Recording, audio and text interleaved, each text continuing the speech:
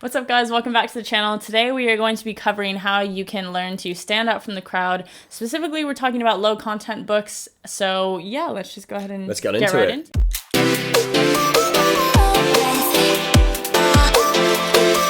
Yeah, so hopefully it'll be helpful today, guys, just to show you how you can really stand out from your competition. Yeah, so first of all, what we mean by low content books as well is if you're new to self-publishing, it might not necessarily make sense to you, but low content are going to be any type of book that literally has like low substance on the inside. Yep. So things like riddles or jokes or like mazes or coloring books and what else? Journals. Yeah, there are a lot of basically things that don't take very much effort to put together. Yeah.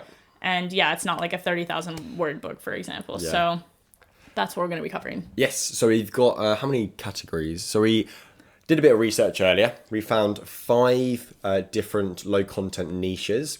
And we're going to break each one of them down and to show you how you can stand out from the crowd in each one of these niches. So here is a Riddles page first of all. We typed in Riddles book to Amazon and here are the suggestions which come up. Let's see how some of the competition has really stood out from the rest of the crowd, because it's quite easy just to put a book up there, 100 riddles, but you really want to stand out from the crowd in order for your book to be selected. So first of all, we have this book here, the Challenging Riddle Book for Kids, Fun Brain Busters for ages 9 to 12. How they differentiated themselves was they targeted a specific age. And this is really, really powerful. So although you might think, well, you're being so specific there, you're going to actually cut out a large part of the audience. If you have a child below 9 or over 12, you completely lost the market because a parent's not going to buy that book for them. But what they are doing is they're being super specific. And if you do have a kid between 9 and 12, it just calls out to those parents, and you're much more likely to buy. So it's a very, very good and clever marketing tactic. You might get some parents who, like, if their kid's 8, they might still buy it. Like, it's not gonna, unless their kid is like 4, maybe, then. But actually, my point is, you might think that you're being too niche, but it's not as bad as you might think it will be. Oh, and also think about how many kids aged between 9, 10, 11, and 12 that's loads of kids, There's millions of kids that age. And you're definitely right as well. Or if your kid is like 13, they might even, Yeah, lots of parents will definitely want to buy it for their kids. They'll think their kids are a clever kid, so they'll buy it if they're 7 or 8 years old. So let's keep going. So what else do we find? This one here. So difficult riddles for smart kids. Again, it's quite similar. So what it's actually doing is it's calling out a specific audience. Specifically smart kids. Well, most parents are going to think their child is very smart. Yeah, no one is going to be like, oh, my kid's dumb. Stupid. My kid's dumb. So it's that's actually really clever, because although they're niching down in just targeting smart kids, actually they're really trying to encompass and talk to most kids out there. And then if you keep going, and there's a smart kids too. This one's a good one, Christmas riddles. So obviously we're coming into like the winter sort of season out of the year, the last few months of the year. So there'll probably be a lot of books like this coming out in both the riddles niche and also all the other low content stuff as well. I'm sure we'll see some of them as we go through. Yep. But yeah, another good way to differentiate for. And again, 9 to 12 down there. Yep. So I think we have a lot of those. One more example, didn't we? If we keep scrolling. There we go. Actually, we've got 2 more examples. So spooktacular jokes and riddles for kids 8 to 12. So they've done the ages again, which is really clever. But also we're coming up to Halloween now. Mm-hmm. So again, it's a very seasonal book. This is going to do well now, probably September and October, and then afterwards it won't do so well. But this publisher is wanting to get a short, sharp increase in sales, and then for the next year, you can do the same as well. Yeah. So it's quite clever again. And as you can see, it's ranking 7,000 in books. 4 reviews. With only 4 reviews. So it's just released a month ago. It's doing pretty well. I think we had one more example down here, didn't we? We got them all. Oh, I think we got them all. Okay, so that gives you just an idea of how you can stand out from the crowd. We had a little think, and just an idea we're throwing out there is science and maths riddles for kids, because parents often want their kids to excel in the science and maths kind of subjects. So Kind of, what did you say earlier? You said it's kind of kid. It's kind of like an educational, like it's like almost like a 2-in-1 for a parent, because it could be fun for the kid, but it's also teaching them about science and math at the same time. So we're not going to do it, but if you want to give it a go, try that Riddles book. Cool. Let's go ahead and so next one is going to be Maze books. So this is another one that's obviously the main audience for this is going to be kids. So you can see here already, like there's a lot of different sort of like age groups. So 4 to 8, 8 to 12, 3 to 6. So you can niche down even further between specific age groups, really. But let's see, how are these ones? And it would be really tempting here is just to put, like, for example, mazes for kids age 8 to 12. Yes, they have niched down a little bit. But to be honest, if you actually look at the genre, most maze books are niching down that way. Yeah, so if you're smart about it, you want to try and niche down even further, be more specific and target a certain subsection of kids. So what do we find? Let's see, we've got Star Wars mazes. There we go, Star Wars. That's quite a good one.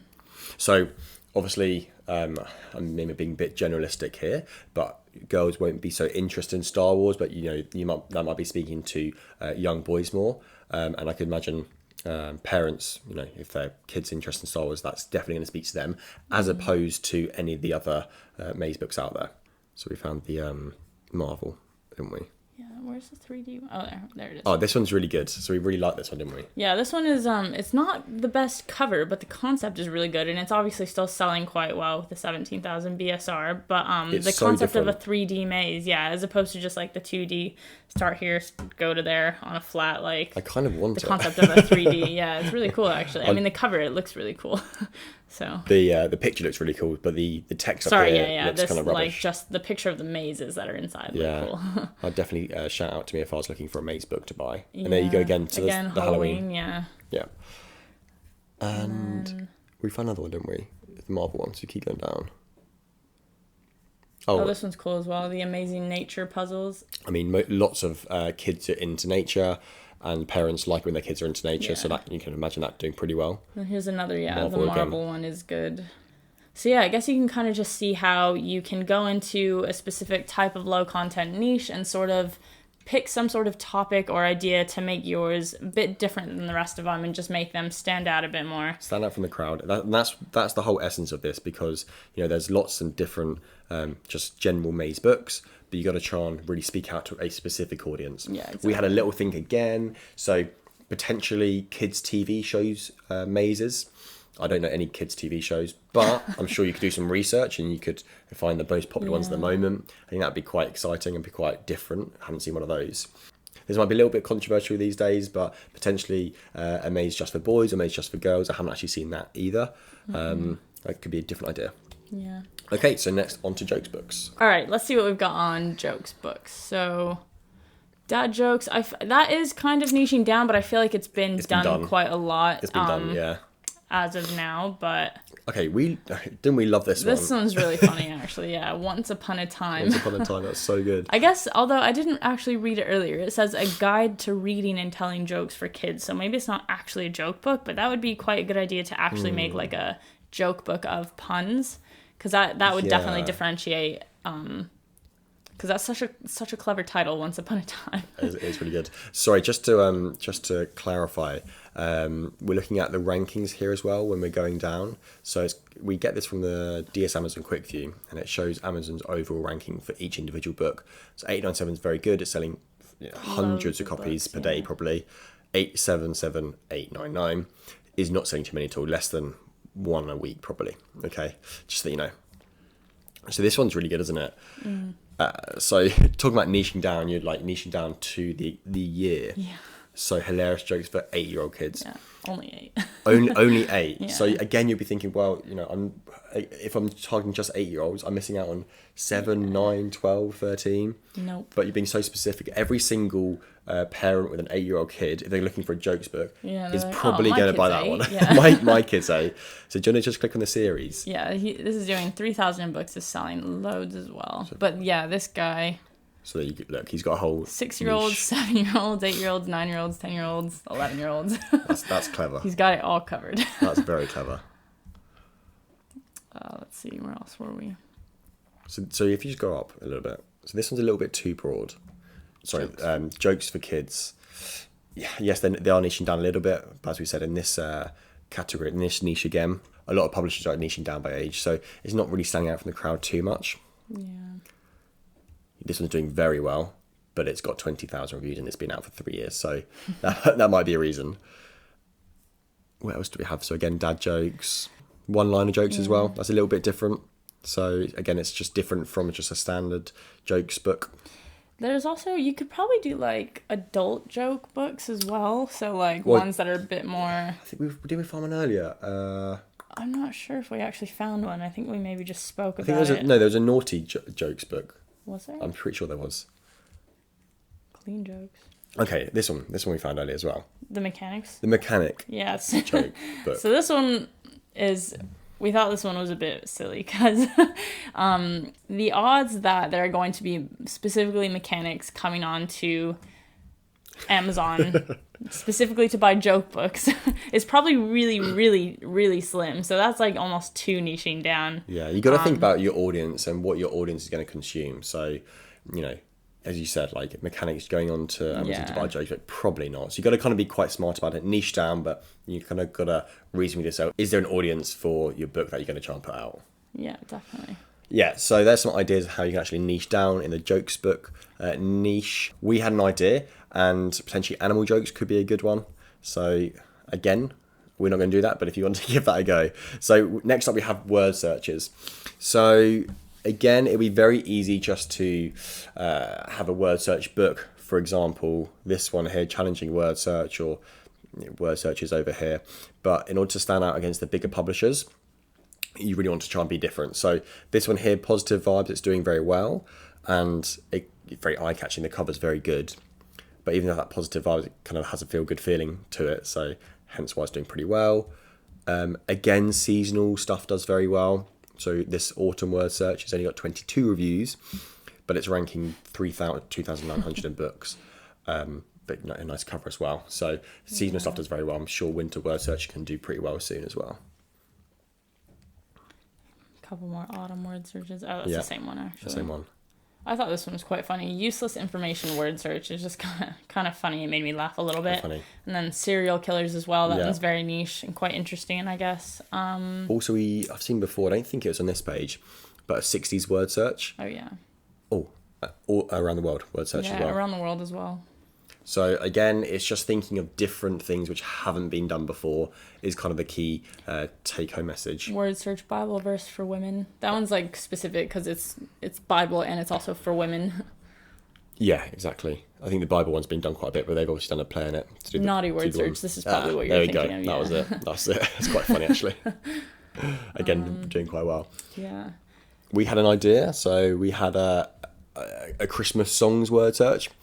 We did a bit of research earlier, and there was Christmas movies, there was Christmas word searches, winter word searches, but there wasn't any Christmas songs word searches. Yeah. So that could be a potential good niche to get into just before Christmas. Mm-hmm. I didn't see these ones earlier. Actually, horror films word search. Yeah.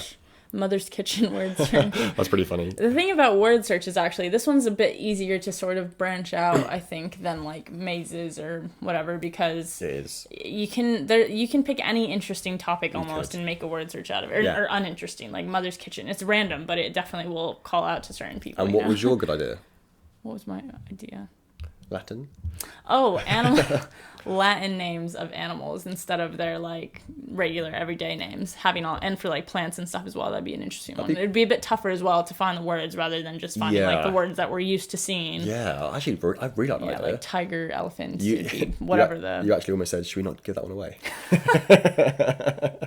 Well, we did. Well, we did. There you go. Unless you see it out now, that might be our book. Well, let's see. I think that's pretty much it. That's pretty much it. Sorry, I just have to point this out. This is a terrible book cover. Yeah, unbelievable, isn't it? That's actually. If you're putting books out, don't make covers like this. Please don't. Cool. And then we had one more, didn't we? And then coloring books. Yep. These again are kind of easier to sort of branch out because you can color anything. You can. There's a lot of competition though. Yeah, there's a lot of competition. Again, we have some experience in this niche, and it is a challenging niche to get into. So a couple, sorry, go ahead. No, I was just going to say there's money to be made, but there's a lot of competition. Yeah. So there's a couple examples over here right off the bat, actually, like colorful dragons, and then this one we thought was quite cool because it's like anxiety relief coloring book, so it's calling out to like a specific niche as well in terms of like people with anxiety who might be looking for some sort of like therapeutic relief during the day. And then this one is quite cool. It just looks very unique, bite-sized worlds. And you can see it's quite cool. Have you got a profile up? Yes, we do.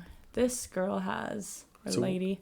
Is it all hand drawn? Is that what? Yeah. So I mean, I'm guessing from her bio over here, it says that she's like an artist and she has a deep passion for art. So I'm assuming that like you can see this picture here. She actually creates all of these, which I think is the coolest part about them, because a lot of other coloring books is probably people getting like, either like AI to create the coloring books for them or hiring an artist, and so they're not actually the ones making it, but she actually makes all of her own coloring books, which is really quite cool. Like they're all, you can see they're really kind of tell they look. Yeah, they look very unique and they're cool. Yeah. So what other coloring books are there? Let's see what else is there. I hate that pops up every time. I don't know how to make that go away. Again, you got cute autumn. That looks really sweet, and also you effing got this. It kind of just jumps out to the page straight away. Yeah. You won't be able to advertise for this book. Any swear words, Amazon doesn't let you advertise, but obviously this person's doing pretty well without it. Again, autumn. So there's loads of autumn ones on this actually. Come winter, come winter, spring, come summer. That's some very good ideas, guys, to try and get them out there just in time for the season that's about to begin. I'm not sure what this is. Butts, Bleps, and Beans cat coloring book. I don't know what a blep is. What a buzz. Mindfulness coloring. That's kind of cool. That's really cute. Mindfulness, cool. So that pretty much, hopefully you guys can kind of see now, as we said, basically like the sort of different variations that you can do on these low content books to sort of make yourself stand out from the competition and give yourself a bit of an edge over the rest of them. Rest of the competition. Yeah. We had another think again, just how we could stand out from the crowd if we were going to go into this niche. Had a think about potentially a celebrity colouring book or a meme colouring book. That would be good. Quite funny, wouldn't it? Yeah. It does take time to think about some different ways you can actually stand out from the crowd. But if you think long and hard enough, that took us maybe 20 minutes to think about do a little bit of ideas. brainstorming. A bit of brainstorming. You will be able to come up with some good ideas where you can stand out. Yeah. So hope you enjoyed it, guys. Yeah, hopefully that was helpful and you can take away something from it and go implement it. Yes, definitely. So if you're liking the content, as always, please can you like the video and subscribe? That would be great. And if you comment below what you want to see next time from us or some potential future video ideas, that'd also be great. And we'll see you in the next video. Bye for now, guys. Bye. Bye-bye.